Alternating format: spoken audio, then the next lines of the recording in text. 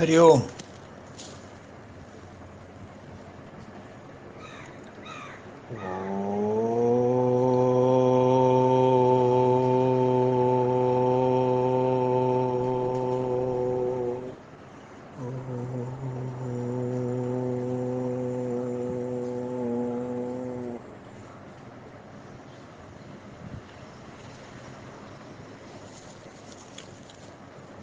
शुक्लां वरदरं विष्णुं शशिवर्णं चतुर्भुजं प्रसन्नवदनं ध्यायेत् सर्वविघ्नोपशान्तये।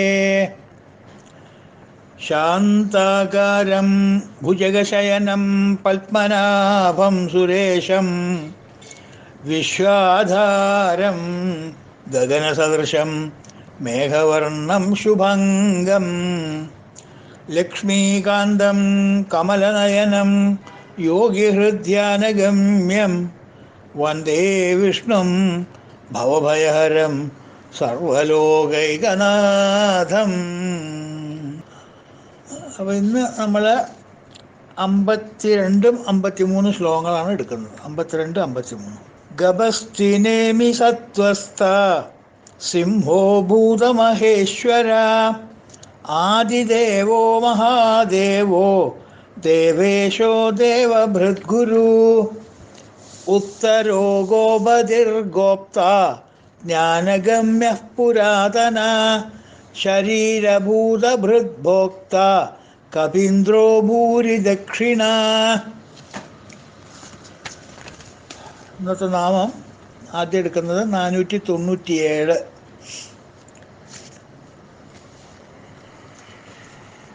ജ്ഞാനഗമ്യ എന്നുള്ള നാമമാണ് നമ്മൾ എടുക്കുന്നത്. ജ്ഞാനഗമ്യ. ജ്ഞാനഗമ്യ എന്ന് വെച്ചാൽ ജ്ഞാനം കൊണ്ട് മാത്രം ഗമ്യമാക്കാൻ പറ്റുന്നവൻ, അറിയപ്പെടാൻ പറ്റുന്നവൻ, മനസ്സിലാക്കാൻ പറ്റുന്നവൻ. ഓൺലി ത്രൂ ജ്ഞാനം. ഇപ്പോൾ ഭഗവത് സാക്ഷാത്കാരത്തിന് നിരവധി മാർഗങ്ങളുണ്ടെങ്കിലും, തുടങ്ങാൻ നിരവധി മാർഗങ്ങളുണ്ടെങ്കിലും ഒടുവിൽ എല്ലാം എത്തിച്ചേരുന്നത് ജ്ഞാനമാർഗത്തിലാണ്.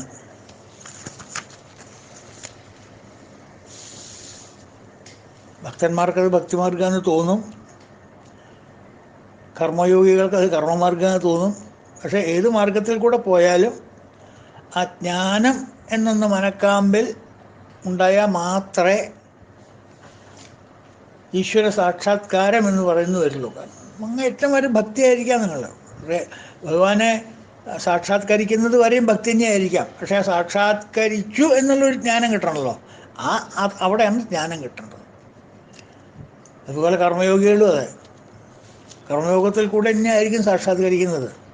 പക്ഷേങ്കിൽ ആ സാക്ഷാത്കരിക്കുന്ന അവസ്ഥയിലെ കർമ്മത്തിൽ പോലും സാക്ഷാത്കരിച്ചു എന്നുള്ളൊരു ജ്ഞാനം നമ്മളുടെ ഒരു സ്പെക്ക് ഓഫ് നോളജ് നമ്മളുടെ മനസ്സിൽ തട്ടുമ്പോൾ അതാണ് ജ്ഞാനയോഗം, ജ്ഞാനം എന്ന് പറയുന്നത്. അതാണ് ജ്ഞാനം എന്ന് പറയുന്നത്. അതാണ് ജ്ഞാനഗമ്യ. അതിൽ കൂടെയാണ് അറിയാൻ പറ്റുന്നത്. അങ്ങനെയാണ് അതിൻ്റെ പ്രോസസ്സ്.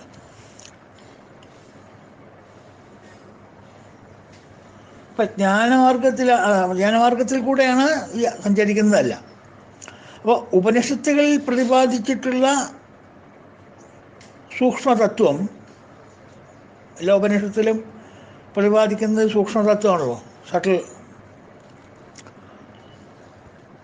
അത് ശരിക്കും ഉൾക്കൊണ്ട് അവയെ മെല്ലെ മെല്ലെ സ്വല്പമായി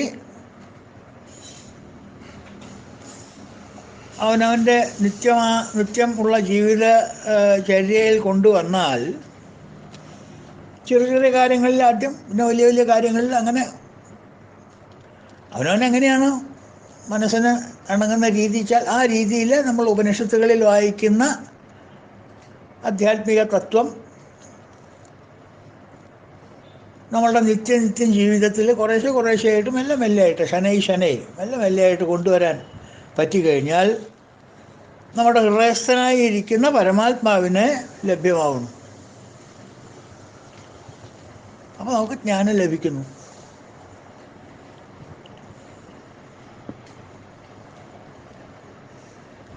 അപ്പോൾ ഈ ജ്ഞാനം നമുക്ക് കിട്ടാനുള്ള ഉപാധി എന്താ? എന്തുകൊണ്ടാണ് നമുക്ക് ജ്ഞാനം കിട്ടുക? ഇപ്പോൾ എന്തെങ്കിലും ചോറോ അല്ലെങ്കിൽ കറി എന്തെങ്കിലും എടുക്കണമെങ്കിൽ അതിനൊരു കോരിക ചോറിനെടുക്കുമ്പോൾ കോരിക എന്ന് പറയും, കൂട്ടാൻ എടുക്കുമ്പോൾ ചട്ടുക എന്ന് പറയും, ഉപ്പിലിട്ട് എടുക്കുമ്പോൾ സ്പൂണെന്ന് പറയും, കരണ്ടി എന്ന് പറയും, അല്ല പല പേരുകളല്ലേ പറയാം. അപ്പോൾ ഒരു സാധനത്തിനെ നമുക്ക് എടുക്കണമെങ്കിൽ അതിന് ഹാൻഡിൽ ചെയ്യാനൊരു ഉപാധി വേണം, അല്ലേ? അപ്പം ജ്ഞാനം നമ്മളുടെ കരസ്ഥമാക്കണമെങ്കിൽ ഈ ഹൃദയത്തിൽ ജ്ഞാനം ഉറപ്പിക്കണമെങ്കിൽ അതിനുള്ള ഉപാധി എന്താ? എന്തുകൊണ്ടാണ് നമ്മൾ ജ്ഞാനം നമുക്ക് കിട്ടുക, എടുക്കാൻ പറ്റുക?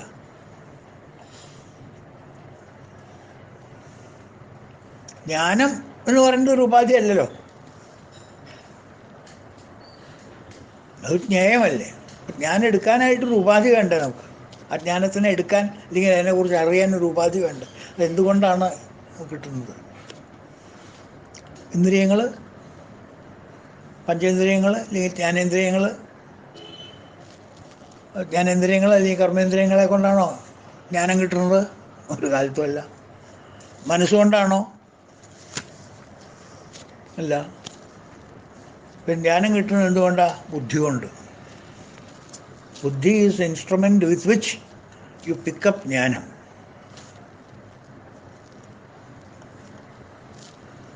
അതുകൊണ്ടാണ് ബുദ്ധിമയ കോശം ആനന്ദമയ കോശത്തിൻ്റെ അയൽവാസിയായിട്ട് വസിക്കുന്നത്. നമ്മൾ പറഞ്ഞില്ലേ, അന്നമയ കോശം, പ്രാണമയ കോശം, മനോമയ കോശം, ബുദ്ധിമയ കോശം, ജ്ഞാനമയ കോശം, ആനന്ദമയ കോശം, വിജ്ഞാനമയ കോശം. വിജ്ഞാനമയ കോശം, ആനന്ദമയ കോശം. അപ്പോൾ ഈ വിജ്ഞാനമയ കോശം എന്ന് പറയുന്നത് മനോമയ കോശത്തിൻ്റെ മുകളിലും ആനന്ദമയ കോശത്തിന് താഴ്ത്തുമാണ്. മനസ്സിനേക്കാൾ ഉയർന്നിട്ടാണ് അത് നിൽക്കുന്നത്. മനസ്സിനേക്കാൾ സട്ടിലാണ് ബുദ്ധി, ബുദ്ധിയേക്കാൾ സട്ടിലാണ് ആനന്ദം, പീസ്, ആനന്ദമയ കോശം.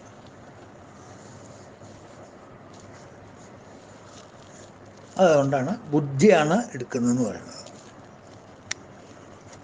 അതുകൊണ്ടാണ് നമ്മൾ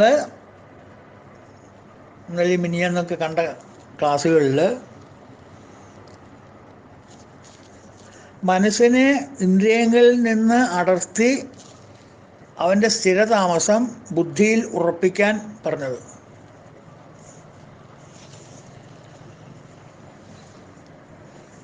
മനസ്സും ബുദ്ധിയും, ബുദ്ധി ഈസ് ഡിഫറെൻറ്റ്, ജ്ഞാനം ഈസ് ഡിഫറെൻറ്റ്.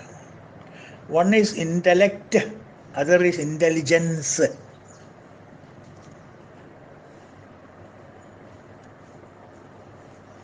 അപ്പോൾ ബുദ്ധിയുടെ കൂടെ ജ്ഞാനത്തിൻ്റെ കൂടെ ഇൻ്റലക്റ്റിൻ്റെ കൂടെ മനസ്സിനെ നിർത്തണം. അപ്പോൾ രണ്ടു പേർക്കും ഒരു കൂട്ടായി, ഒരു ബലമായി. മനസ്സിനും ഒരു ബലമായി, ഞാൻ ഏട്ടൻ്റെ കൂടെ ആണല്ലോ എന്നൊരു ബലമായി. മറ്റവനോ അനിയൻ കൂടെയുണ്ട്, ശ്രീരാമലക്ഷ്മണന്മാരെയാവും പോലെയാവും. മനസ്സിലായോ? ആ ഒരു കൂട്ടായ്മ ഒരു പ്രത്യേക കൂട്ടായ്മയാണ്, ഒരു പ്രത്യേക ജോയിൻ്റ് വെഞ്ചറത്. അതുകൊണ്ടാണ് അങ്ങനെ പറയുന്നത്. മനസ്സെന്നിൽ ചേർത്തുകൊള്ളുക, ബുദ്ധി എന്നിലിരുത്തുക എന്ന് ഭഗവാൻ പറഞ്ഞത് അതാണ്. മനസ്സ് എന്നിലേക്ക് ചേർക്ക് ബുദ്ധി വഴി. കാരണം നേരിട്ട് നിനക്ക് എന്നെ അപ്രോച്ച് ചെയ്യാൻ പറ്റില്ല, നിനക്ക് ബുദ്ധി അപ്രോച്ച് ചെയ്യാലോ. ഒരു ട്രെയിനല്ലേ ഇത്, നീ ബുദ്ധിയായിട്ട് കൂട്ടിക്കെട്ട്. ബുദ്ധി ഞാനായിട്ട് കൂട്ടിക്കെട്ടും. അപ്പോൾ ഈ കുട്ടികൾ പണ്ട് ട്രെയിൻ കളിക്കില്ല, ഒരാളുടെ ഷർട്ടിൻ്റെ പിന്നാലെ അങ്ങനെ പിടിച്ചിട്ട് അങ്ങനെ ചുക്ക് ചുക്ക് ചുക്ക് ചുക്കൂന്ന് അങ്ങനെ പോവില്ല, ഒരാളുടെ പിന്നിൽ ഒരാളായിട്ട്. അപ്പോൾ നമുക്ക് എന്നെ പിടിക്കാൻ പറ്റില്ല, മറ്റവൻ്റെ വാല് പിടിക്കുക. അവൻ എൻ്റെ വാല് പിടിക്കുന്നുണ്ട്, അപ്പോൾ ശരിയാവും. അപ്പോൾ നീ എന്നെ പിടിച്ച പോലെ തൊട്ട് നിന്നാൽ മതി. ശരി, അതുകൊണ്ടാണ് അങ്ങനെ പറഞ്ഞത്. മനസ്സെന്നിൽ ചേർത്തുകൊള്ളുക, ബുദ്ധി എന്നിൽ ഇരുത്തുക.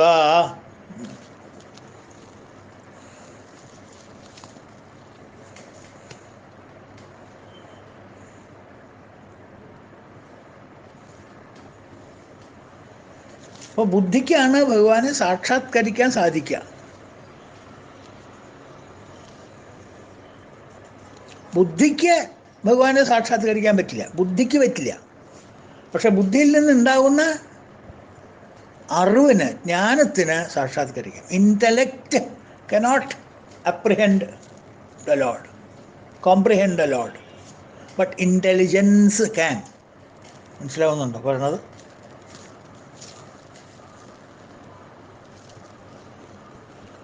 ബുദ്ധി എന്ന് പറയുന്നത് ഒരു എക്വിപ്മെൻ്റാണ്, ഒരു ചട്ടുകാണ്.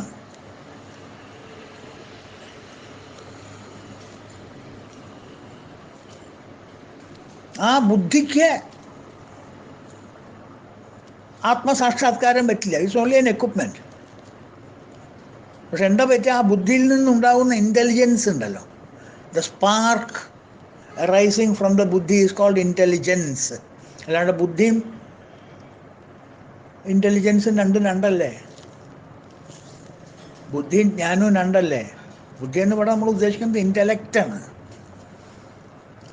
ബ്രെയിൻ എന്നൊക്കെ പറയില്ല നമ്മൾ, intellect. Intellect is not knowledge. Intellect is an equipment to pick up knowledge.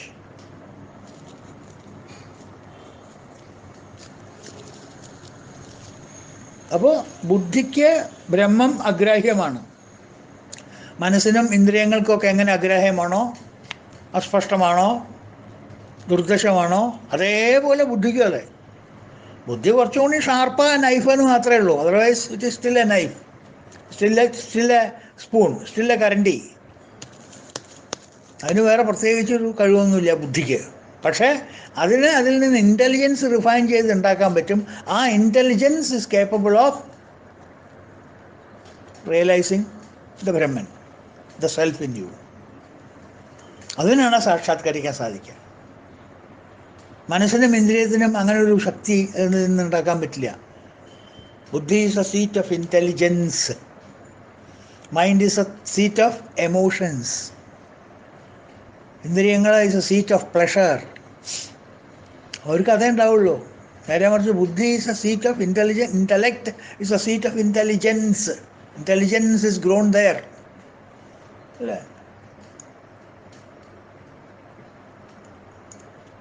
അരി വളയണ ദിക്കിൽ ഗോതമ്പ് വളയണം എന്ന് പറഞ്ഞാൽ എങ്ങനെയാണ് വളയുക? അല്ലെങ്കിൽ അരി ഇട്ടോടത്ത് മുതലിട്ടാൽ എങ്ങനെ ശരിയാവുക? ചില സ്ഥലത്ത് ശരിയാവില്ല അല്ലേ. മൾട്ടി ക്രോപ്പുള്ള ലാൻഡാണെങ്കിൽ ഓക്കെ. ചില സാധനങ്ങൾ ചില ദിക്കിലേ വളരുള്ളൂ. ചില മണ്ണ് പശമയുള്ള മണ്ണിൽ അത് വളരുള്ളൂ അല്ലേ. അല്ലെങ്കിൽ നമുക്ക് എന്ത് സാധനം എവിടെ വേണേൽ കൃഷി ചെയ്തുകൂടെ? എന്തുകൊണ്ടാണ്? എന്താ റബ്ബർ കൃഷി, കാഫി, ഏലം എന്നൊക്കെ പറയുന്നത് ചില പ്രത്യേക ദിക്കുകളിൽ പോണത്? അത് അവിടെ വളരുള്ളൂ. That soil is fertile. അതുകൊണ്ട് ബുദ്ധി is a fertile place for intelligence. Mind is a fertile place for thoughts, ചിന്തകൾക്ക്. മനസ്സിലായില്ലേ? എമോഷൻസ്, ഫീലിംഗ്, അതിനൊക്കെ മനസ്സ് ക്യാമന, സീറ്റ് ഓഫ് എമോഷൻസ്. ഇപ്പോൾ നോക്കിയാൽ സംശയമാണ്. ഇനി ഇന്ദ്രിയങ്ങൾ is A seat of pleasure. അവർക്ക് എല്ലാ സമയത്തും പ്രഷർ വേണം. കാണണം, കേൾക്കണം, സ്പർശിക്കണം, ദർശിക്കണം, അങ്ങനെയുള്ള ചിന്തകളാണ് അവരുടെ മനസ്സിലുള്ളത്. ഇന്ദ്രിയങ്ങൾക്കൊരു മനസ്സുണ്ട് അല്ലേ. മനസ്സിനൊരു മനസ്സുണ്ട്, ബുദ്ധിക്കുള്ളൊരു മനസ്സുണ്ട്. അപ്പം ബുദ്ധിയുടെ മനസ്സിൽ ഉണ്ടാകുന്നത് മുഴുവൻ എന്താ? ജ്ഞാനമാണ്.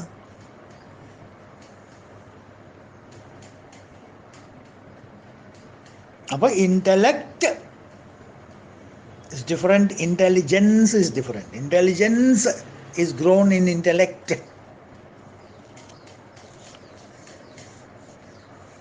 ആ ഇൻ്റലിജൻസിനെ പ്രോസസ്സ് ചെയ്തിട്ടാണ് ജ്ഞാനം കിട്ടുന്നത് നമുക്ക്, വിസ്ഡം.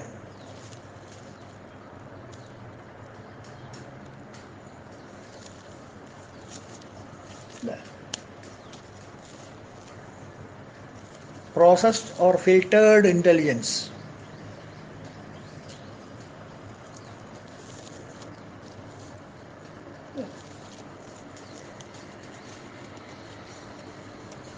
ഈ ഇൻ്റലിജൻസ് എന്ന് പറയുന്നത് കൊളസ്ട്രോൾ പോലെയാണ്. അതിൽ ബാഡ് കൊളസ്ട്രോളും ഉണ്ട്, ഗുഡ് കൊളസ്ട്രോളും ഉണ്ട്. ഗുഡ് ഇൻ്റലിജൻസും ഉണ്ട്, ബാഡ് ഇൻ്റലിജൻസും ഉണ്ട്. ബാഡ് ഇൻ്റലിജൻസ് എന്ന് പറയുന്നത് യൂസ്ഫുൾ ഫോർ ഭൗതികം, വേണ്ടതാണ്, നല്ലതാണ്, ആവശ്യമാണ്. ബാഡ് കൊളസ്ട്രോളും വേണം. പക്ഷെ അത് എന്തിനാണ് യൂസ് ചെയ്യുന്നത്? ഭൗതികമായിട്ടുള്ള കാര്യങ്ങൾക്കാണ് ആ ബുദ്ധി നമ്മൾ യൂസ് ചെയ്യുന്നത്. നമ്മുടെ ഇൻ്റലക്റ്റിൽ നിന്നുണ്ടാകുന്ന, ഇൻ്റലക്റ്റും രണ്ടിനും മലയാളത്തിലെ ബുദ്ധി തന്നെയാണ് പറയാം. പക്ഷേ അവിടെ ഒരു സട്ടിൽ വേരിയേഷനിൽ ഇതാണ്.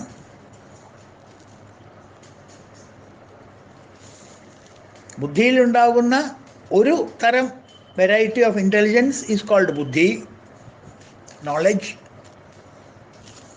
വേറൊരു തരം റിഫൈൻഡ് ബുദ്ധി, റിഫൈൻഡ് നോളജ് ഈസ് കോൾഡ് ജ്ഞാനം.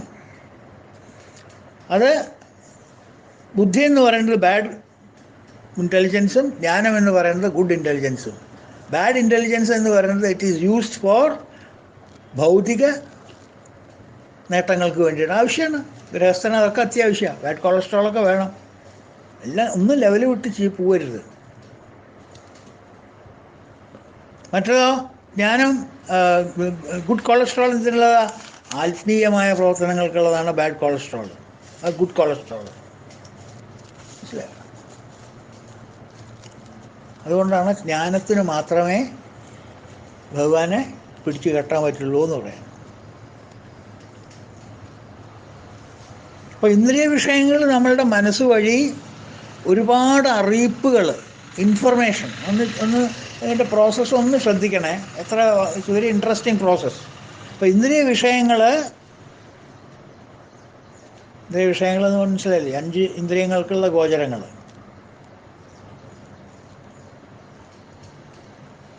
അപ്പോൾ ഈ വിഷയങ്ങളെല്ലാം നമ്മളുടെ മനസ്സ് വഴി ഒരുപാട് അറിയിപ്പുകൾ നമുക്ക് തരുന്നു, ഇൻഫർമേഷൻ. മനസ്സത് ബുദ്ധിയിൽ കൊണ്ടുവയ്ക്കുന്നു. ബുദ്ധി എന്ന് പറയുന്നത്, അതായത് ഇൻ്റലക്റ്റ് ബുദ്ധി, നോട്ട് ദി നോളജ് ബുദ്ധി. ആ ഇൻ്റലക്റ്റ് അതിനൊക്കെ ഫിൽട്ടർ ചെയ്തിട്ട് നോളജാക്കി മാറ്റുന്നു. ആ ഇൻഫർമേഷനെ, ആവശ്യമുള്ള ഇൻഫർമേഷനൊക്കെ എടുത്ത് ആവശ്യമില്ലാത്തൊക്കെ ഫിൽട്ടർ ചെയ്ത് എവിടുന്നുണ്ട് കളയുന്നു. First filtering. ആവശ്യമില്ലാത്ത അറിയിപ്പുകളൊക്കെ എന്തിനാ? എനിക്ക് ആവശ്യമില്ലാത്ത അറിയിപ്പുകൾ ഞാൻ എന്തിനാ കേൾക്കണം? ഞാൻ എന്തിനാ മനസ്സിൽ വെച്ചുകൊണ്ടിരിക്കണം? പുതിയ സിനിമ റിലീസായി, എന്നെ സംബന്ധിച്ചിടത്തോളം ആവശ്യമില്ല. അപ്പോൾ ഞാൻ കേട്ട വഴി ഉടനെ ബുദ്ധി immediately process and say reject it. ചിലവരുടെ ബുദ്ധി പറയും അവിടെ വയ്ക്കുമോ, നാളെ ആവശ്യം വരും, റിട്ടേൺ ചെയ്യുമോ. അപ്പോൾ അത് റിട്ടേൺ ചെയ്യും. അങ്ങനെ കിട്ടുന്ന അറിയിപ്പുകളെല്ലാം, ഇൻഫർമേഷൻസ് എല്ലാം നമ്മൾ അതിനെ നോളജാക്കി മാറ്റും, ചിലതിനെ റിജക്റ്റ് ചെയ്യും. ആ റീറ്റെയിൻ ചെയ്തതിനൊക്കെ നമ്മളുടെ നോളജായി മാറും. അവിടെ ആ സിനിമ അന്ന് തുടങ്ങിയിട്ടുണ്ട്, that is a knowledge for you. That information has been converted in to knowledge. ചില ആളുകളിൽ ദാറ്റ് ഇൻഫർമേഷൻ ഈസ് ഡിസ്കാർഡഡ്. അത് പോയി, ആ ഇൻഫർമേഷൻ അതോടുകൂടി പോയി, അത് റേസ് ചെയ്ത് പോയി. അപ്പം അങ്ങനെ ഒരു നോളജ് എൻ്റെ മനസ്സിലുണ്ടാവില്ല, ഞാൻ ശ്രദ്ധിക്കില്ല. സിനിമ വന്നിട്ടുണ്ട്, ഞാൻ ശ്രദ്ധിച്ചില്ല കേട്ടോ. അതാണ് അതിൻ്റെ ശരിക്കുള്ള കാര്യം. ഞാൻ ശ്രദ്ധിച്ചില്ല, ഞാനത്ര മനസ്സിരുത്തിയില്ല. എന്താ എൻ്റെ വാക്കിൻ്റെയൊക്കെ അർത്ഥം? ഞാൻ അതിൻ്റെ മുകളിൽ എൻ്റെ മനസ്സിനെ ഇരുത്തിയില്ല, ക്യാച്ച് ചെയ്തില്ല, അല്ലേ? അങ്ങനെ കിട്ടുന്ന നോളജ്, അറിവുകൾ, ആദ്യം അറിയിപ്പുകൾ. ആ അറിയിപ്പുകൾ ചിലത് നമ്മൾ അറിവാക്കി മാറ്റുന്നു, ചിലത് ഡിസ്കാർഡ് ചെയ്ത് കളയണം. അങ്ങനെ അറിയിപ്പിനെ മാറ്റിയിട്ടുള്ള അറിവുകൾ പലതും നമുക്ക് കുറേ യൂസ്ലെസ്സാണ്, കുറേ യൂസ്ഫുള്ളാണ്. ആവശ്യം വരും, അതിനെ കളയണ്ട എന്ന് വെച്ചിരിക്കുന്ന പല അറിവുകളും പിന്നീട് നമ്മൾ ആ അറിയിപ്പുകൾ മാറ്റി അറിവുകളാക്കി നമ്മളുടെ മനസ്സിൽ കൊണ്ട് നടക്കുമ്പോൾ ആ അറിയിപ്പുകളെ പലതിനെയും നമുക്ക് യൂസ്ലെസ് ആവും, ചിലത് യൂസ്ഫുള്ളാവും. ആ യൂസ്ലെസ് ആയിട്ടുള്ള അറിയിപ്പുകളൊന്നും നമ്മൾ ശ്രദ്ധിക്കില്ല. യൂസ്ഫുൾ ആയിട്ടുള്ള ഇൻഫർമേഷനെ നമ്മൾ എടുത്തിട്ട് അതിനെ ജ്ഞാനമായിട്ട് മാറ്റുന്നു, അതിനെ വിസ്ഡമായിട്ട് നമ്മൾ മാറ്റുന്നു. The knowledge gets converted in to wisdom.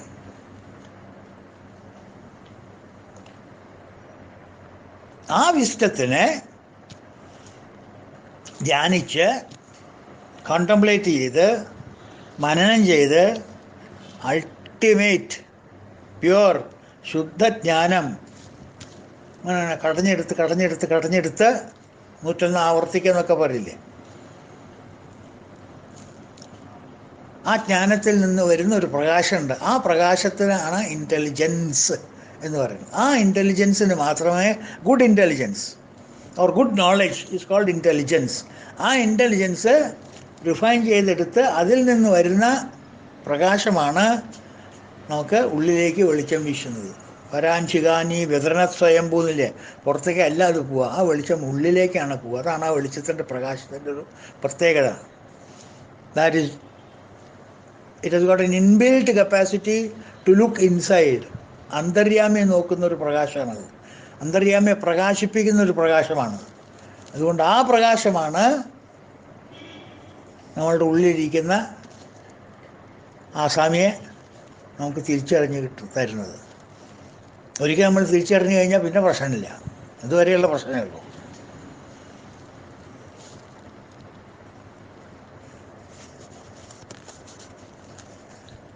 അപ്പം ആ ബുദ്ധി നമുക്ക് കിട്ടി. ബുദ്ധിയെ നമ്മൾ പ്രോസസ്സ് ചെയ്ത്, ഇൻ്റലിജൻസ് പ്രോസസ്സ് ചെയ്ത് റിഫൈൻഡ് ഇൻ്റലിജൻസ് ആക്കി അവസാനം അതിൽ നിന്ന് വരുന്ന പ്രകാശം കിട്ടുന്ന ദിവസമാണ് ആ പ്രോസസ് ഓഫ് ഇൻ്റലിജൻസിൻ്റെ കോൺവെക്കേഷൻ ഡേ. ഒന്നാണ് അതിന് ഡിഗ്രി കിട്ടുന്നത്. Yes, you are certified to be the knower of the self. ആ ഹാ ഹാ.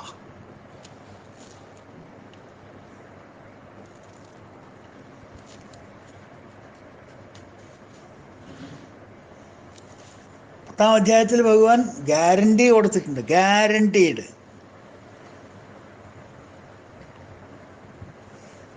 തേഷാം സതതയുക്താനാം ഭജതാം പ്രീതിപൂർവകം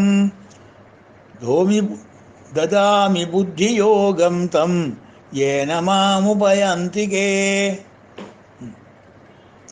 തേഷാം സതതയുക്താനാം ഭജന്താം പ്രീതിപൂർവകം ദദാമി ബുദ്ധിയോഗം തം യേന മാം ഉപയന്തികേ.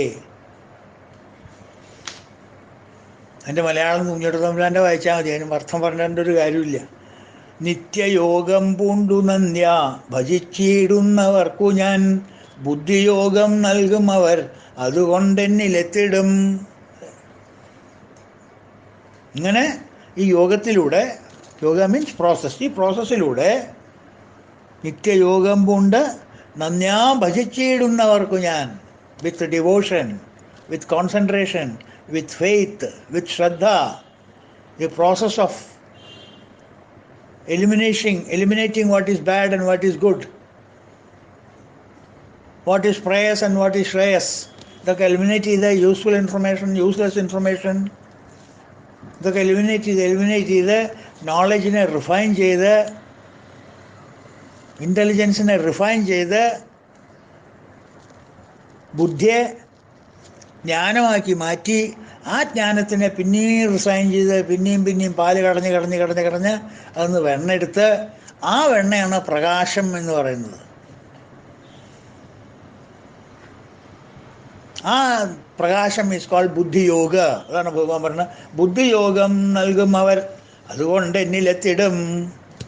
ആൻഡ് വിത്ത് ദാറ്റ് ബുദ്ധിയോഗ ദേ വിൽ റീച്ച് മീ.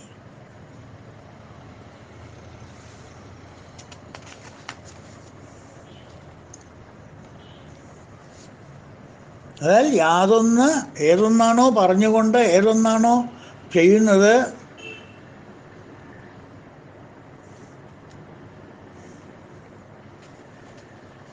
ഏതൊരു പ്രക്രിയ കൊണ്ടാണോ അവരെന്നെ പ്രാപിക്കുന്നത്, അപ്രകാരമുള്ള ബുദ്ധിയോഗത്തെ തദാമി ബുദ്ധിയോഗം തം ഏനമാപയാന്തിത.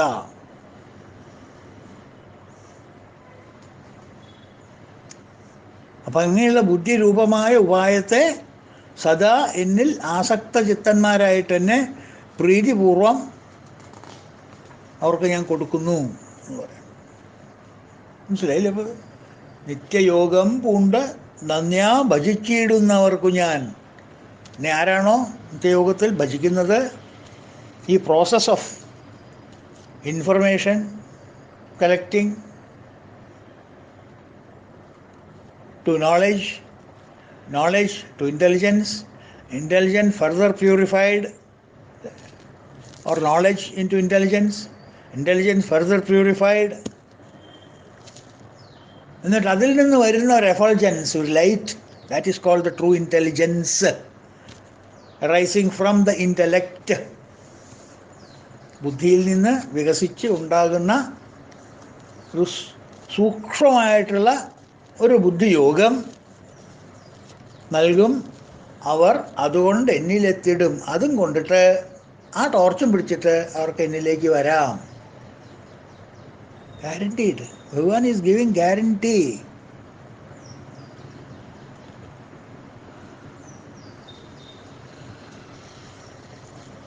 മനസ്സിലായോ? അവിടെ പക്ഷേ ഈ ശ്ലോകത്തിലെ ആദ്യത്തെ വാക്കൊന്ന് ശ്രദ്ധിക്കണേ. തേഷാം സതതയുക്താനാം. തേഷാം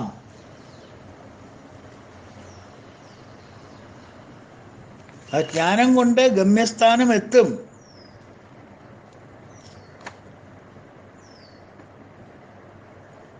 ആ സ്ഥാനമാണ് ജ്ഞാനത്തിൻ്റെ തലസ്ഥാനം. ആ ബുദ്ധിയോഗം ഞാൻ അവർക്ക് കൊടുക്കും. തേഷാം. ആർക്ക്? ആർക്ക് കൊടുക്കും? അവർക്ക് ഞാൻ കൊടുക്കുന്ന പറയണം. ആർക്ക്? അതിൻ്റെ തൊട്ട് മുമ്പിൽ ശ്ലോകത്തിൽ പറഞ്ഞിട്ടുണ്ട് ഭഗവാൻ, മച്ചിത്ത മൽഗത പ്രാണോ ബോധയന്ത പരസ്പരം കഥയന്തശ്ച മാം നിത്യം തുഷ്യന്തി ച രമന്തി ച. മനസ്സിലായോ? മൽച്ചിത്തർ, മൽപരർ, പ്രാണർ അന്യോന്യം ബോധമേകുവോർ എന്നെ വാഴ്ത്തി തുഷ്ടി പൂണ്ട് രമിച്ചിടുന്നു നിത്യവും. അങ്ങനെയുള്ളവർക്ക് കിട്ടുന്നവർക്ക്, എന്നിൽ തന്നെ മനസ്സിനെ ഉറപ്പിച്ചിരിക്കുന്നവരും, മൽ ചിത്ത മൽ ഗതപ്രാണ, എന്നിൽ തന്നെ ഇന്ദ്രിയങ്ങളെ അല്ലെങ്കിൽ പ്രാണങ്ങളെ സമർപ്പിച്ചിരിക്കുന്നവരും ആയ വിവേകികൾ, മൽച്ചിത്ത മൽപരപ്രാണോർ അന്യോന്യം ബോധമേകോർ. ശ്രുതി ഇത്യാദിയുള്ള ഗ്രന്ഥങ്ങളിൽ നിന്ന് ലഭ്യമായിട്ടുള്ള പ്രമാണങ്ങളിൽ നിന്ന് ലഭ്യമായിട്ട് അന്യോന്യം ബോധവാന്മാരായിട്ടിരിക്കുന്നവരുമായിട്ടുള്ളവർ, എന്നെ കീർത്തനം ചെയ്യുന്നവർ,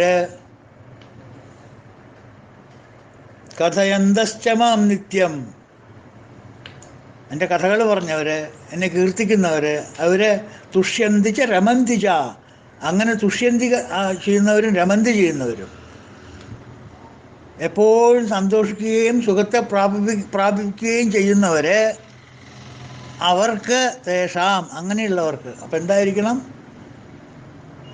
എന്നിൽ തന്നെ മനസ്സുറപ്പിക്കണം. നമ്മൾ ആദ്യം പറഞ്ഞിടത്തേക്ക് തന്നെ എത്തി. മനസ്സ് ബുദ്ധിയിലിണക്കി തദ്വാര എന്നിൽ അർപ്പിക്കണം. മൽച്ചിത്ത മൽഗതപ്രാണ, മനസ്സിവിടെ വന്നു കഴിഞ്ഞാൽ ഇന്ദ്രിയങ്ങൾ പിന്നാലെ അങ്ങോട്ട് വന്നോളും. മൽഗതപ്രാണ ബോധയന്ത പരസ്പരം, മനസ്സിനെയും ഇന്ദ്രിയത്തിനെയും ബുദ്ധിയെയും മൂന്നിനെയും കൂടി ഒരേ ലെവലിൽ കൂട്ടിയിണക്കി വേദങ്ങളിലും പുരാണങ്ങളിലും എന്താ പറയുക, ശ്രുതികളിലെല്ലാം പറഞ്ഞിരിക്കുന്ന തത്വങ്ങൾ മനസ്സിലാക്കി അത് കീർത്തനം ചെയ്ത് അതിനെ ഭജനം ചെയ്ത് കഥയന്തശ്ചമാം നിത്യം, സദാസമയത്തും അതേ വിചാരം മനസ്സിൽ ബാക്ക്ഗ്രൗണ്ടിൽ വെച്ചുകൊണ്ട് നടന്നാൽ അവർ തുഷ്യന്തിച്ച രമന്തിച്ച, അവർ നിത്യവും സന്തോഷന്മാരാണ്. യോഗരതോവാ ഭോഗരതോവാ സംഗരതോവാ സംഘവിഹീന യസ്യ ബ്രഹ്മണി രമതേ ചിത്തം നന്ദതി നന്ദതി നന്ദത്തേവ എന്നല്ലേ ഭജഗോവിന്ദൻ പറഞ്ഞിരിക്കുന്നത്. എവിടെ ഇരുന്നാ എന്താ, എന്ത് പണിയില്ല എന്താ, എന്ത് ഉദ്യോഗം ചെയ്താൽ എന്താ, ആരായി എന്താ, യസ്യ ബ്രഹ്മണി രമതേ ചിത്തം. ഈ പറഞ്ഞ പോലെ ഇന്ദ്രിയങ്ങളും മനസ്സും എല്ലാം ബുദ്ധിയോട് ചേർന്ന് നിൽക്കുകയാണെന്നുണ്ടെങ്കിൽ, ഒറ്റക്കെട്ടായി നിൽക്കുകയാണെന്നുണ്ടെങ്കിൽ, യസ്യ ബ്രഹ്മണി രമതേ ചിത്തം, അവരാണ് നന്ദതി നന്ദതി നന്ദത്യൈവ, ഹി അലോൺ എൻജോയ്സ് എന്ന് പറയുന്നത്. നന്ദതി നന്ദതി നന്ദത്യൈവ, അവർ മാത്രമേ സുഖിക്കുന്നുള്ളൂ. സുഖമെന്ന് പറയുന്നത് എന്താ? അവർ മാത്രമേ അറിയുന്നുള്ളൂ. അവരാണ് ശരിക്കും സുഖം അറിയുന്നത് എന്ന് പറയുന്നത്. 10-ാം അധ്യായത്തിലെ 9ഉം 10ഉം ശ്ലോകങ്ങൾ വളരെ വളരെ പ്രധാനപ്പെട്ട ശ്ലോകങ്ങളാണ്. അതിലാണ് അതൊക്കെ പറയുന്നത്. അപ്പോൾ ജ്ഞാനം കൊണ്ടാണ് ഗമ്യസ്ഥാനം എത്തുക. മനസ്സിലായില്ലേ? ലളിതാ സഹസ്രനാമത്തിലും 2 നാമങ്ങൾ ജ്ഞാനത്തെക്കുറിച്ച് പറയേണ്ട അവിടെ. ജ്ഞാനമുദ്ര ജ്ഞാനഗമ്യ ജ്ഞാനജ്ഞേയസ്വരൂപിണി. ജ്ഞാനമുദ്ര ജ്ഞാനഗമ്യ, അതേ വാക്കന്യ നമ്മളിവിടെ പറഞ്ഞിട്ടുള്ള അതേ വാക്കന്യ. ജ്ഞാനഗമ്യ, അതേ നാമം തന്നെ അവിടെ ഉപയോഗിച്ചത്. ജ്ഞാനമുദ്ര ജ്ഞാനഗമ്യ ജ്ഞാനജ്ഞേയസ്വരൂപിണി. ജ്ഞാനസ്വരൂപിണിയാണ് ഭഗവതി എന്നർത്ഥം, അമ്മ എന്നർത്ഥം. മനസ്സിലായില്ലേ? അതങ്ങനെ ഇരിക്കട്ടെ. അപ്പോൾ അടുത്ത നാമം 498 പുരാതന. പുരാതന മീൻസ് പണ്ട് പണ്ടേ ഉള്ളവൻ അർത്ഥം. പണ്ടേ ഉള്ളവൻ. ആദിദേവൻ, കാലം കൊണ്ട് ക്ലിപ്തപ്പെടുത്താൻ പറ്റാത്ത ഈശ്വരൻ. Not bound by time and space. Time itself is created, അല്ലേ? കാലം തന്നെ അനാദിയാണ്. കാലത്തിൻ്റെ തുടക്കം തന്നെ എവിടെയാണ് നമുക്കറിയില്ല. നമ്മളുടെ ബുദ്ധിക്ക് അത് എത്താൻ പറ്റില്ല. കാരണം it's A creation of the intellect. അപ്പോൾ നമുക്ക് എത്താൻ പറ്റില്ല, തന്നെ അങ്ങോട്ട് എത്താൻ പറ്റില്ല. അപ്പോൾ അതിൻ്റെ സാഷ്ടാവും അതിലും പുരാതനാവണ്ടേ. സമയം എന്ന് പറയുന്നത് ഭഗവാന്റെ സൃഷ്ടിയാണെങ്കിൽ സമയം സൃഷ്ടിച്ചതിനേക്കാൾ മുമ്പേ ഭഗവാൻ ഉണ്ടാവണ്ടേ. അതുകൊണ്ടാണ് പുരാതന എന്ന് പറയാൻ കാരണം. പുരാതനായ ഭഗവാൻ എല്ലാറ്റിനും ശാസനം നൽകുന്നു. കവിം പുരാണമനുശാസിതാരം, 8ാം അധ്യായത്തിൽ പറയുന്നു ഭഗവാൻ. കവിം പുരാണം അനുശാസിതാരം. പുരാണനായിട്ടുള്ള കവിയാണ്. കവി മീൻസ് ദീർഘദർശി, എല്ലാം കാണാൻ കഴിവുള്ളവൻ. അനുശാസിതാരം, സദാസമയത്തും സൃഷ്ടികളെ എല്ലാറ്റിനെയും ശാസിച്ചുകൊണ്ടേയിരിക്കുന്നു. മീനിങ്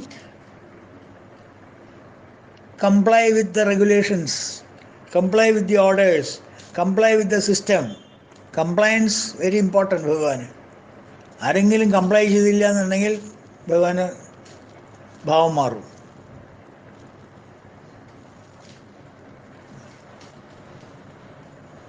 അതാണ് പുരാതന. പൂർവജ, ലളിതാ സഹസ്രനാമത്തിൽ പൂർവജ എന്നുള്ളൊരു പ്രയോഗം വരുന്നുണ്ട്.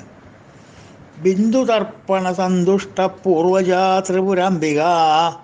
പൂർവജ മീൻസ് വാട്ട്? ആദ്യം ജനിച്ചവൾ. Born in the beginning. Beginningless. എപ്പോഴായി ബിഗിനിങ്? ആ ബിഗിനിങ്ലെസ്, അനാദി.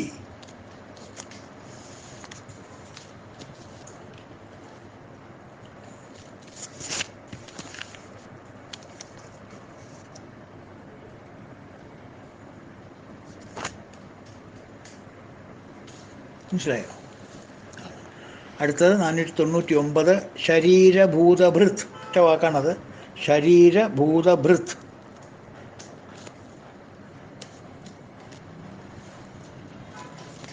അപ്പോൾ ശരീരങ്ങൾക്ക് അടിസ്ഥാനമായ പഞ്ചമഹാഭൂതങ്ങളെ ഭരിക്കുന്നവനാരാ? ഭഗവാൻ.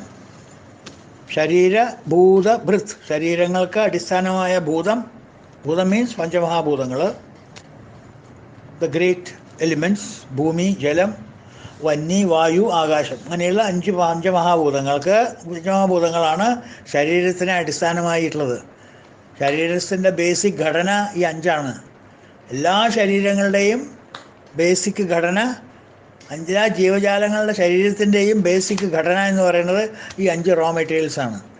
ഭൂമി, ജലം, വന്നി, വായു, ആകാശം. നമ്മൾ കണ്ടതാണ്. ശരീരത്തിന് അപായം വന്ന് നമ്മൾ മരിച്ചു കഴിഞ്ഞാൽ ആ ശരീരത്തിനെ എങ്ങനെയാണോ നമ്മൾ ഡിസ്പോസ് ചെയ്യുന്നത്,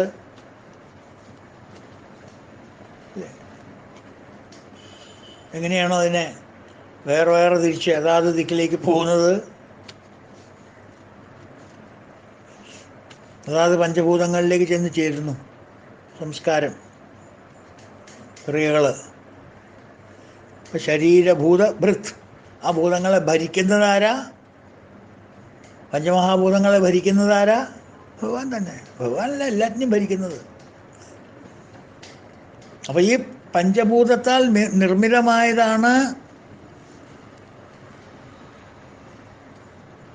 ഈ ശരീരം. അത് നമ്മൾ വ്യക്തമായി കണ്ടതാണ്. ശരീരം എന്ന് പറയുന്നത് പ്രകൃതിയിൽപ്പെട്ടതാണ്. പുരുഷനല്ല ശരീരം, പ്രകൃതിയിൽപ്പെട്ടതാണ്. Because that is created by maya. പ്രകൃതി ഭരിക്കുന്നത് ആരാ? ഭഗവാനാണ്. മായ ഭരിക്കുന്നത് ഭഗവാനാണ്. അല്ലേ?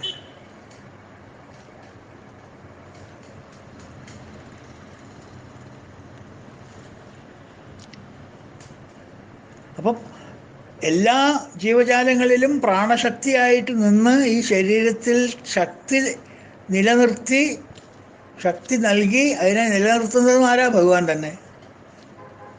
ശരീരഭൂതഭൃത് ഉപനിഷത്തിലും ഇത് പറയുന്നുണ്ട്. ഏഷ ഭൂതാധിപതി ഏഷ ഭൂതപാല. ബൃഹദാരണ്യം. ഏഷ ഭൂതാധിപതി, ഭൂതങ്ങളുടെ അധിപതിയാണ്, ലോകത്തിൻ്റെ അധിപതിയാണ്, പഞ്ചേന്ദ്രിയങ്ങളുടെ അധിപതിയാണ്. ഭൂതപാല, ഭൂതങ്ങളെ പാലിക്കുന്നവനുമാണ്. ഭൂതപാല ആണ് ശരീരഭൂതഭൃത്. 500 ഭോക്ത, 100ാമത്തെ നാമാണ് ഭോക്ത. ഭോക്ത മീൻസ് ഭുജിക്കുന്നവൻ അല്ലെങ്കിൽ പാലിക്കുന്നവൻ, അങ്ങനെയുള്ള അർത്ഥങ്ങളൊക്കെ ഉണ്ട് ഭോക്ത എന്നുള്ള വാക്കിന്. അവസ്ഥാത്രയമായ, അവസ്ഥാത്രയം എന്ന് വെച്ചാൽ മനസ്സിലായില്ലേ? ജാഗ്രത്, സ്വപ്ന, സുഷുപ്തി. സ്ഥൂല, സൂക്ഷ്മ, കാരണ ശരീരം. സ്ഥൂല ശരീരം, സൂക്ഷ്മ ശരീരം, കാരണ ശരീരം. Gross body, subtle body, causal body. അതിൻ്റെ മാനിഫെസ്റ്റേഷൻസാണ് ജാഗ്രത അവസ്ഥ, നമ്മൾ ഉണർന്നിരിക്കുന്ന വേക്കർ സ്റ്റേറ്റ് വിച്ച് ഈസ് സ്ഥൂലം. സ്വപ്ന, ഡ്രീം സ്റ്റേറ്റ് വിച്ച് ഈസ് സൂക്ഷ്മം. സുഷുപ്തി ഈസ് ദി കോസൽ ബോഡി, അത് കാരണ ശരീരമാണ്. സ്വപ്നം എന്ന് പറയുന്നത് സൂക്ഷ്മ ശരീരമാണ്. ജാഗ്രത എന്ന് പറയുന്നത് സ്ഥൂല ശരീരമാണ്. അപ്പോൾ ഈ 3 ശരീരങ്ങളിലും സ്ഥൂലമായിട്ടുള്ള ശരീരം കാണാം, സൂക്ഷ്മമായിട്ടുള്ള ശരീരം കാണാൻ പറ്റില്ല, കാരണമായിട്ടുള്ള ശരീരം അത്രയും കാണാൻ പറ്റില്ല, അനുഭവിക്കാൻ മാത്രമേ പറ്റുള്ളൂ. അവിടെ കാഴ്ചയൊന്നുമില്ല, അനുഭവം മാത്രം.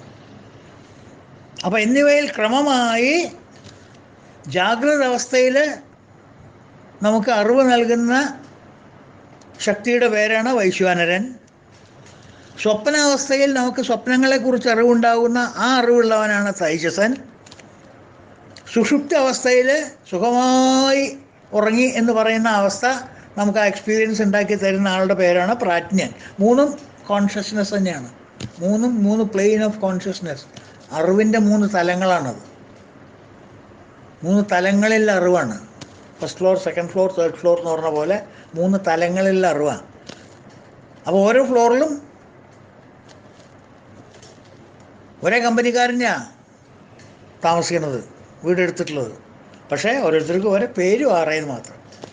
ഫസ്റ്റ് ഫ്ലോറിൽ ജാഗ്രത അവസ്ഥയിൽ താമസിക്കുന്നവനാണ്, അതായത് സ്ഥൂല ശരീരത്തിൽ താമസിക്കുന്നവൻ്റെ പേര് വൈശ്വാനരൻ. അവനാണ് എൻ്റെ ചീഫ്. അതേ ശക്തി തന്നെ, കമ്പനി അധികാരം കൊടുത്തിട്ടുള്ള അതേ ശക്തി തന്നെ സ്വപ്നാവസ്ഥയിൽ സൂക്ഷ്മ ശരീരത്തിൽ പ്രവേശിച്ച് ആ സൂക്ഷ്മ ശരീരത്തിൽ ഉണ്ടാകുന്ന സ്വപ്നങ്ങളെ നമ്മളെ അറിയിക്കുന്നവൻ്റെ പേരാണ് തൈജസൻ. അതേ ശക്തി തന്നെ തേർഡ് ഫ്ലോറിൽ സുഷുപ്തി അവസ്ഥയിൽ ഉറങ്ങിക്കഴിഞ്ഞാൽ പിറ്റേ ദിവസം നീട്ട് കഴിഞ്ഞാൽ ആഹോ സുഖമായിട്ട് ഉറങ്ങിയിട്ടോ എന്ന് തിരിച്ചു എന്ന് പറയണവനാണ് പ്രാജ്ഞൻ. ആ സമയത്ത് പ്രാജ്ഞനായിട്ടായിരുന്നുണ്ടത്. മനസ്സിലായില്ലേ? ആ പ്രാജ്ഞനാണ് ഈ വൈശ്വാനരനോട് പറയണത് ഞാൻ ഉറങ്ങി സുഖമായിട്ട് കേട്ടോ. മാത്രമല്ല തൈജസൻ പറയും ഞാനൊരു സ്വപ്നം കണ്ടു എൻ്റെ ഇടയിൽ. അപ്പം 3 സംഗതി ഒന്ന് തന്നെയാണ്. ഈ 3 രൂപങ്ങളാണ് അനുഭവിക്കുന്നത്, ഭുജിക്കുന്നത്. എന്ത്? ജീവിതത്തെ ഭുജിക്കുന്നത്. ഇതിന് 3നും പ്രചോദനം കൊടുക്കുന്ന ശക്തി ഒന്നും ഭുജിക്കുന്നില്ല. അദ്ദേഹം ഭുജിക്കുന്നു എന്നല്ല പറയുന്നത്. അപ്പോൾ ഭഗവാന്റെ ശക്തി കൊടുത്ത് വിട്ട്, അതായത് കാര്യങ്ങൾ ചെയ്യാൻ പറഞ്ഞവളാണ്. കർത്തൃത്വഭാവമാണ് ഇവർക്കൊക്കെ കൊടുത്തിരിക്കുന്നത്. വൈശ്വാനരനും തൈജസനും പ്രാജ്ഞനൊക്കെ കർത്തൃത്വഭാവം കൊടുത്തിട്ടുള്ളത് കാരണം നാച്ചുറലി ഭോക്തൃത്വഭാവം ഉണ്ടാവും. പക്ഷെ എല്ലാം കർത്തൃത്വഭാവം ഉണ്ടെങ്കിലും ഭോക്തൃത്വഭാവം ഉണ്ടെങ്കിലും എല്ലാം കാരണം ആരാ? മെയിൻ കോസ്, മെയിൻ സ്വിച്ച് എവിടെ ഇരിക്കണം? അവിടെ ഇരിക്കണം. അപ്പോൾ ശരിക്കും അനുഭവിക്കുന്നു എന്ന് പറയുന്നത് ആരാ? ഭഗവാൻ തന്നെ. എന്നാൽ ഭഗവാൻ ഇത് അനുഭവിക്കുന്നുണ്ടോ? ഒന്നും അനുഭവിക്കുന്നില്ല. അപ്പോൾ ഈ 3 രൂപങ്ങളിൽ സ്ഥിതി ചെയ്ത് ആ ഗുണങ്ങളുടെ ഉപാധിയായിട്ട് ജീവാത്മാവായി തോന്നിക്കുന്ന പരമാത്മാവാണ് സുഖങ്ങൾ അനുഭവിക്കുന്നത്. ഈ മൂന്ന് ഭാവങ്ങളിലും ജീവാത്മാക്കളാണ്. അപ്പോൾ എല്ലാവർക്കും ഒരു ഈഗോ ഉണ്ട്. ഞാൻ സ്ഥൂല ശരീരമാണ്, ഞാൻ സൂക്ഷ്മ ശരീരമാണ്, ഞാൻ സുഷുപ്ത്യാവസ്ഥയിലുള്ള ശരീരമാണ്, കാരണ ശരീരമാണ്. ഇത് മൂന്നും കൂടി ചേർന്നതാണ് ജീവാത്മാവ്. ആ ജീവാത്മാവ് ആരാ? പരമാത്മാവ് തന്നെയാണ്. അപ്പം ആ ജീവാത്മാവ് വഴിയാണ് പരമാത്മാവ് ഭോക്തനാവുന്നതും കർത്തൃത്വഭാവം ഉണ്ടാവുന്നതും. അല്ലാണ്ട് പരമാത്മാവ് നേരിട്ട് കർത്തൃത്വഭാവം ഭോക്തൃത്വഭാവം ഒന്നും അദ്ദേഹത്തിനില്ല. അദ്ദേഹം ഓതറൈസ് ചെയ്തിട്ടുള്ള ഏജൻസി കർത്തൃത്വഭാവം ഭോക്തൃത്വഭാവം ഉള്ളത് കൊണ്ട് സ്വതവേ ഭഗവാൻ കർത്തൃത്വനാണ് ഭോക്തൃത്വനാണെന്ന് പറയണമെന്ന് അർത്ഥം. ഭഗവാന്റെ ഏജൻ്റാണ് അനുഭവിക്കുന്നത്. ഭഗവാൻ കൊടുത്തിട്ടുള്ള അധികാരമുള്ള അധികാരിയാണ്, അംശം അധികാരിയാണ് ഇത് അനുഭവിക്കുന്നത്. അപ്പോൾ ഭഗവാൻ തന്നെ അനുഭവിക്കുന്ന പോലെയല്ലേ? സർക്കാർ കരം പിരിക്കാനായിട്ട് ഒരു അംശം അധികാരിയെ വെച്ചാൽ, അല്ലെങ്കിൽ ഒരു ടാക്സ് ഓഫീസറെ വെച്ചാൽ, അയാൾ കരം പിരിക്കുന്നത് ആരാ? ഗവൺമെൻറ്റാണോ കരം പിരിക്കുന്നത്? അല്ലല്ലോ, ആ തഹസിൽദാരല്ലേ, അല്ലെങ്കിൽ ആ GST ഓഫീസറല്ലേ, അല്ലെങ്കിൽ ആ ഇൻകം ടാക്സ് ഓഫീസറല്ലേ കരം പിരിക്കുന്നത്. പക്ഷെ കരം പിരിക്കേണ്ട ആരാ? ഗവൺമെൻറ് അല്ലേ? പിടികിട്ടിയോ? ഗവൺമെൻറ്റാണ് കരം പിരിക്കണത്. പക്ഷെ ഗവൺമെൻറ് എന്ന് പറയാൻ ഒരാൾ വേണ്ടേ? ശരിക്കും പിരിക്കുന്നത് ആരാ? ആരുടെ ഗവൺമെൻറ്റാണ് പിരിക്കണേ പറഞ്ഞേ? അയാൾ ഇന്നാൾ വന്നിട്ട് ചെക്ക് മേടിച്ചോണ്ടോ ഇതാ ഇൻകം ടാക്സ് ഓഫീസറാണല്ലോ, ഇല്ലെങ്കിൽ ഇൻകം ടാക്സ് ഓഫീസിലാണല്ലോ ഞാൻ ചെക്ക് കൊണ്ട് കൊടുത്തത്. അത് ആർക്ക് വേണ്ടിയിട്ടാണ് പിരിച്ചത്? സർക്കാരിന് വേണ്ടിയിട്ടാണ് പിരിച്ചത് അയാൾ. പക്ഷെ പിരിച്ചത് ആരാന്ന് ചോദിച്ചാൽ ഇയാൾ തന്നെയാണ്. വൈശ്വാനരനാണ്, തേജസ്സനാണ്, പ്രാജ്ഞനാണ്. ഉറക്കെ ചോദിച്ചാൽ അതെയോ? അല്ല, അയാൾക്കല്ല, അയാൾക്ക് വീട്ടിലേക്ക് കൊണ്ടുപോയിട്ടൊന്നുമില്ല. അയാൾ ഗവൺമെൻറ്റിന് വേണ്ടി പിരിച്ചതാണ്. Is acting on behalf of government. അപ്പോൾ ജീവാത്മാവ് is acting on behalf of പരമാത്മാവ്. ആൻഡ് ദ ജീവാത്മാവ് ഈസ് എൻജോയിങ് ട്രൂലി, ദ പരമാത്മാവ് ഈസ് എൻജോയിങ്.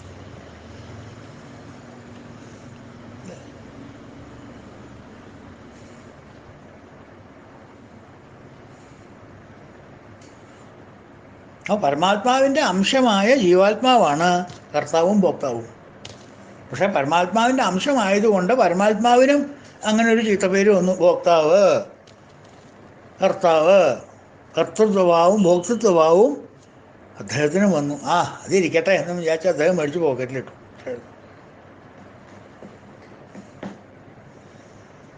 ഒരു സ്ത്രീ ഡോക്ടറെ കാണാൻ പോയി. അവരുടെ അസുഖം എന്താ വെച്ചാൽ മേലുവേദനയാണ്. മേലൊക്കെ വേദനിക്കുന്ന ഡോക്ടറെ.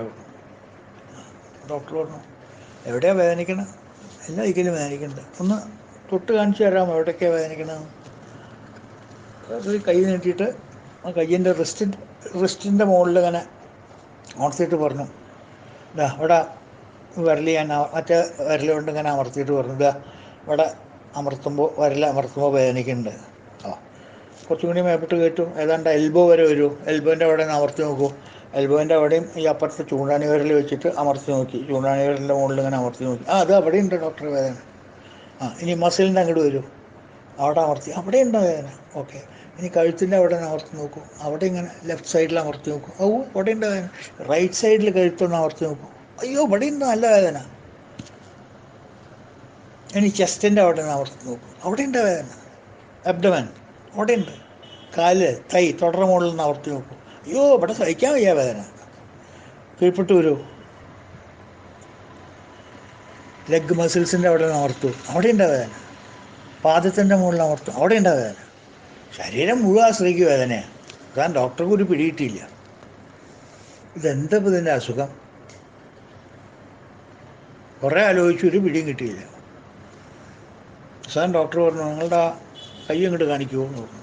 ആ കൈ കാണിച്ചു. നോക്കിയപ്പോൾ എന്താ അറിയോ, ഇവർ അമർത്തിയ ചൂണ്ടാനി വിരലില്ലേ, ആ വിരലിൻ്റെ മുകളിലാണ് ഒരു വലിയൊരു വ്രണമുള്ളത്. അപ്പോൾ ഈ ദേഹത്തിൽ അമർത്തുമ്പോൾ വേദനിക്കേണ്ട വ്രണത്തിനാണ്. അപ്പോൾ ആ വ്രണം വേദനിക്കുമ്പോൾ ഇവർക്ക് ശരീരം വേദനിക്കണ പോലെ തോന്നും. കാരണം ശരീരത്തിൻ്റെ മുകളിൽ, കയ്യിൻ്റെ മുകളിൽ അമർത്തുമ്പോൾ വേദന വിരലിൽ നിന്നാണെങ്കിലും അനുഭവിക്കുന്നത് ഈ കൈയല്ലേ. നെഞ്ഞത്ത് അമർത്തി കഴിഞ്ഞാൽ നെഞ്ചത്ത് വേദന ഒന്നും എന്നല്ലേ പറയാം. ഈ വിരലുകൊണ്ട് അമർത്തി കഴിഞ്ഞാൽ വേദനയുള്ള വിരലുകൊണ്ടാണ് അവർ അമർത്തണം. വേദന വിരലുമ്മിലാണ്, ശരീരത്തിലല്ല. പക്ഷേ ശരീരത്തിൽ വേദനയുള്ള വിരൽ അമർത്തുമ്പോൾ ആ വേദന ശരീരത്തിൻ്റെ ആയിട്ട് മാറുന്നു. ഇൻ ദ സെയിം വേ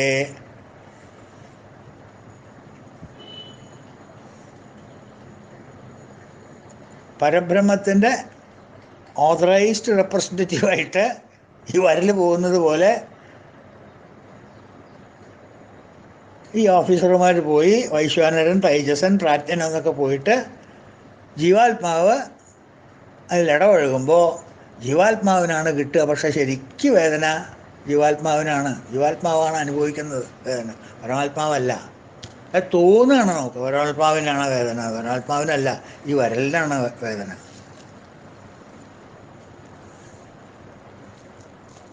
മനസ്സിലായില്ലേ? അതാണ് ഭോക്ത എന്നുള്ള പേര് ഭഗവാന് വരാൻ കാരണം.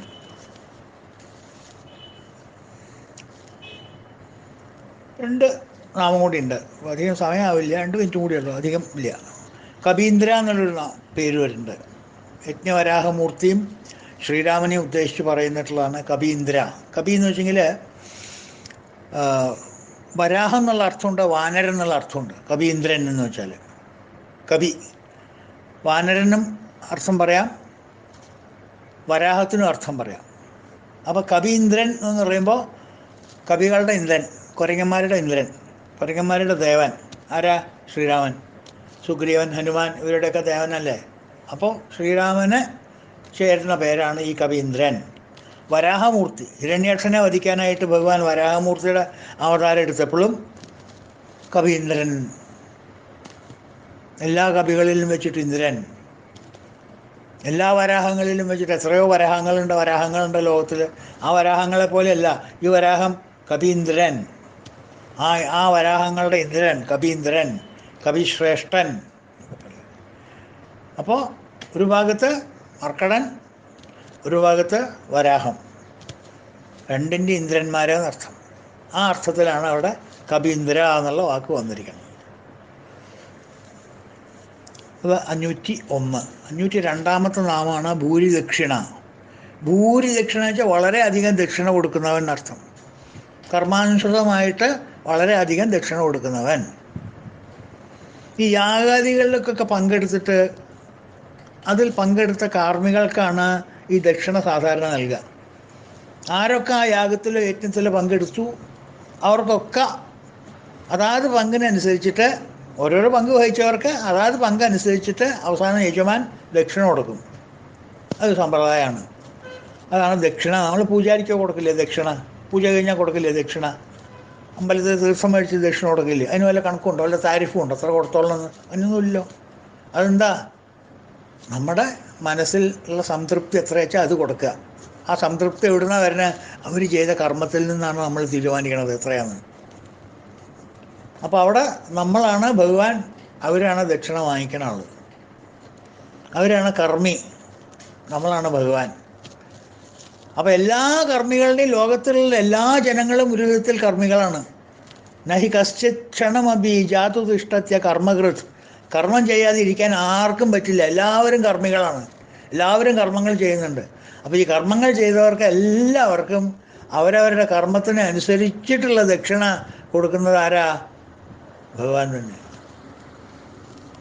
കർത്തൃരാജ്ഞയാ പ്രാപ്യത്തെ ഫലം.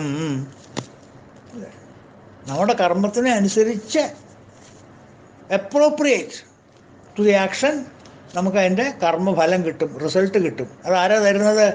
കർത്തൃരാജ്ഞയാ, കർത്താവിൻ്റെ സിഗ്നേച്ചർ വെച്ചിട്ടാണ് നമുക്കത് കിട്ടുന്നത്. എത്രയാണോ ബാങ്കിൽ ഡെപ്പോസിറ്റ് ചെയ്തിട്ടുള്ളത് അത്രയും എമൗണ്ട് നമുക്ക് ചെക്കിൽ നമുക്ക് എഴുതിയെടുക്കാം, നോട്ട് മോർ. മനസ്സിലായി? അതാണ് ഭൂരിദക്ഷിണ. ലളിതാ സഹസ്രനാമത്തിലും വാക്കുകൾ വരുന്നുണ്ട്. ദക്ഷിണാദക്ഷിണാരാധ്യ ധരസ്മേര മുഖംബുജ. ദക്ഷിണ അദക്ഷിണാരാധ്യ, ദക്ഷിണന്മാരും അദക്ഷിണന്മാരും ആരാധിക്കുന്നവള്. പണ്ഡിതന്മാരും പാമരന്മാരും